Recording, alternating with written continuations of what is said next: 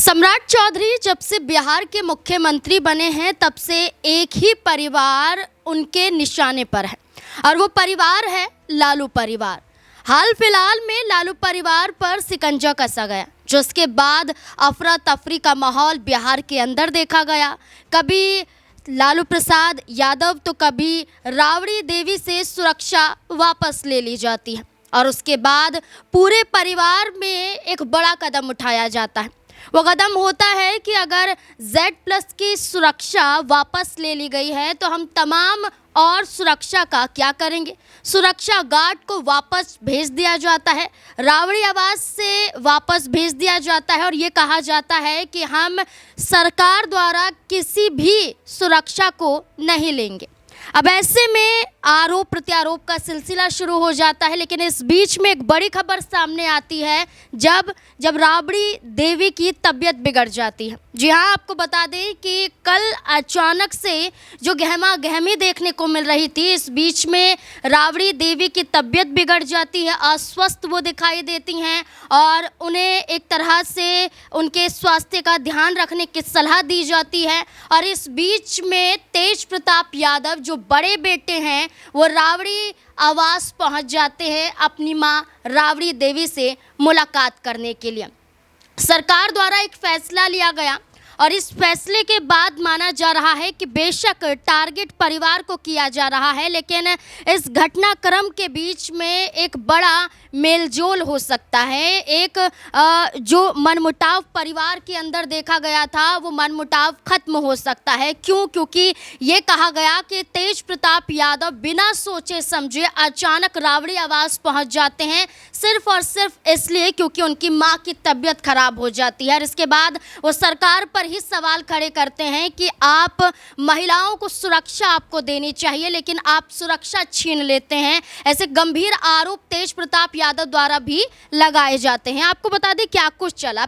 सबसे पहले सम्राट चौधरी द्वारा फैसला लिया गया कि राबड़ी देवी को अपना सरकारी आवास खाली करना पड़ेगा। नोटिस जारी किया जाता है और नोटिस जारी करने के बाद खुद राबड़ी देवी द्वारा ये कहा जाता है कि वो बंगला खाली नहीं करेंगी। इसके बाद ये कहा जाता है कि सरकार ने एक फैसला लिया, ऐलान किया कि लालू प्रसाद यादव और राबड़ी देवी से जो Z+ की सुरक्षा है वो वापस ली जाती है और बिहार पुलिस की सुरक्षा दी जाती है, जिससे नाराज होकर ना सिर्फ लालू प्रसाद यादव राबड़ी देवी बल्कि तेजस्वी यादव भी अपनी जो Y कैटेगरी की सुरक्षा होती है वो भी वापस कर देते हैं। वो भी कहते हैं कि हमें भी ये सुरक्षा नहीं चाहिए। और इस बीच में तेज प्रताप यादव के पास भी जो Y श्रेणी की जो सुरक्षा होती है उसे भी हटाने का ऐलान किया जाता है। तो एक तरह से जो सुरक्षा दी जानी चाहिए थी वो सुरक्षा परिवार को नहीं मिलती है, हर चेहरे से वो छीनी जाती है। और इसके बाद बड़ा फैसला होता है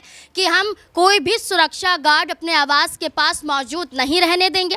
इसके बाद बीती रात को देखा जाता है कि राबड़ी आवास के बाहर तमाम RJD की कार्यकर्ता मौजूद दिखाई देते हैं, पहरा देते हुए नजर आते हैं और सीधे तौर पर उनका ये कहना होता है कि अगर सरकार सुरक्षा वापस ले रही है, अगर सरकार ध्यान नहीं रखती है तो हम खुद इसका जिम्मा उठाएंगे और सुरक्षा यहाँ पर देंगे। पहरा किया जाता है।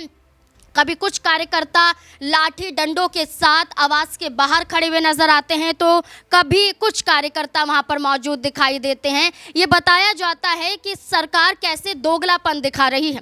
यहां आपको बता दें कि RJD के सांसद हैं मनोज कुमार झा, वो सीधे तौर पर ये कहते हुए नजर आते हैं कि नीतीश कुमार और नीतीश कुमार के सुपुत्र निशांत कुमार को सुरक्षा दी जाती है।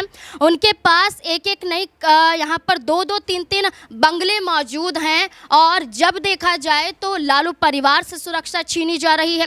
उनका ये कहना है कि नीतीश कुमार के बेटे निशांत कुमार को Z श्रेणी की सुरक्षा क्यों दी गई, ये बड़ा सवाल बन जाता है। आखिरकार वो कैसे ऐसे बड़े पद पर हैं जो उन्हें सुरक्षा दी जाती है। ये तब भी मामला सामने आया था जब वो स्वास्थ्य मंत्री नहीं बने थे, इससे पहले ही उन्हें सुरक्षा दे दी गई थी और इसके बाद भी यही मुद्दा उठाया जाता है कि स्वास्थ्य मंत्री बन चुके हैं लेकिन इससे पहले सुरक्षा दी गई थी तो क्यों दी गई थी, ये सवाल बड़ा बन जाता है।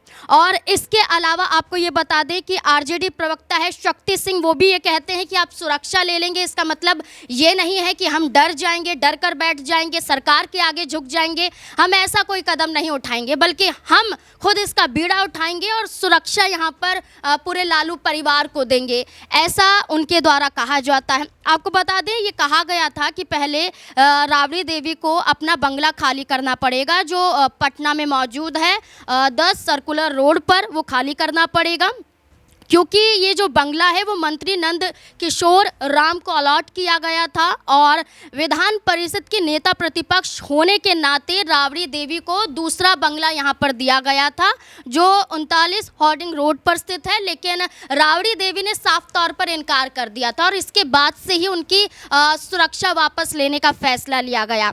और इस बीच में जेडीयू प्रवक्ता द्वारा ये कहा गया कि अगर राबड़ी देवी सुरक्षा लौटा रही हैं, तेजस्वी यादव सुरक्षा लौटा रहे हैं, लालू प्रसाद यादव फैसला ले रहे हैं, तेज प्रताप यादव फैसला ले रहे हैं, तो दिखावा क्यों किया जा रहा है? अगर इतना ही आपको लगता है कि आप मोह माया में नहीं हैं, तो आप अपना बंगला भी त्याग दीजिए, जो सरकारी सुविधाएं मिल रही हैं वो भी त्याग दीजिए, तमाम तरीके से सरकारी सुविधाओं को त्याग दीजिए। आप क्यों दिखावा कर रहे हैं, आप क्यों नौटंकी कर रहे हैं? लेकिन आरजेडी की तरफ से ये कहा गया है कि ये जानबूझकर साजिश रची जा रही है लालू परिवार पर। और इस बीच में तेज प्रताप यादव का पहुंचना अचानक से राबड़ी आवास ये बताता है कि अब एक बड़ा फैसला भी लिया जा सकता है। ऐसे वक्त पर जब लालू परिवार को साथ होना चाहिए, जहां तेज प्रताप यादव अपनी पार्टी बनाकर अलग नजर आते हैं, लेकिन ये कहा जा रहा है कि तेज प्रताप यादव को भी अब समझ आ चुकी है, अपनी मां की तबीयत बिगड़ने के बाद जैसे वो आवास पर पहुंचे हैं, वैसे ही पार्टी को देखते हुए भी वो फैसला ले सकते हैं कि वो अपनी पार्टी का विलय आरजेडी में कर ले या गठबंधन कर लें, या एक ऐसा फैसला लिया जाए जिससे लालू प्रसाद यादव तेज प्रताप यादव को पूरी तरह से सार्वजनिक रूप से माफ़ कर दें। अब देखना होगा कि एक घटना घटती है और इस घटना के बाद कई तस्वीरें निकलकर सामने आती हैं। जहां हमने ये सारी चीज़ें बताई, इस बीच में ये भी सामने आता है कि बिहार के अंदर एमएलसी का भी चुनाव होना है और आरजेडी के खाते में एक सीट मानी जा रही है और एक सीट को जीतने के लिए कम से कम यहाँ पर 28 विधायकों की ज़रूरत पड़ती है। तो ये माना जा रहा है कि तेजस्वी यादव भी पूरी कोशिशों में हैं कि जहां सम्राट चौधरी द्वारा उनके खिलाफ फैसले लिए जा रहे हैं, तो वहीं दूसरी तरफ वो ऐसा कदम उठाएं जो सरकार को ही एक चेतावनी जैसा हो, चुनौती जैसा हो। अब ये देखना होगा कि एमएलसी का चुनाव भी है। इस बीच में राबड़ी देवी के मुंह बोले भाई की बात करें, उनका नाम सामने आ रहा है, सुनील सिंह, उनको टिकट दिया जा सकता है। ये भी नाम आ रहा है कि तेजस्वी यादव अपनी बहन रोहिणी आचार्य को भी एमएलसी के चुनाव में एक सीट पर आगे कर सकते हैं।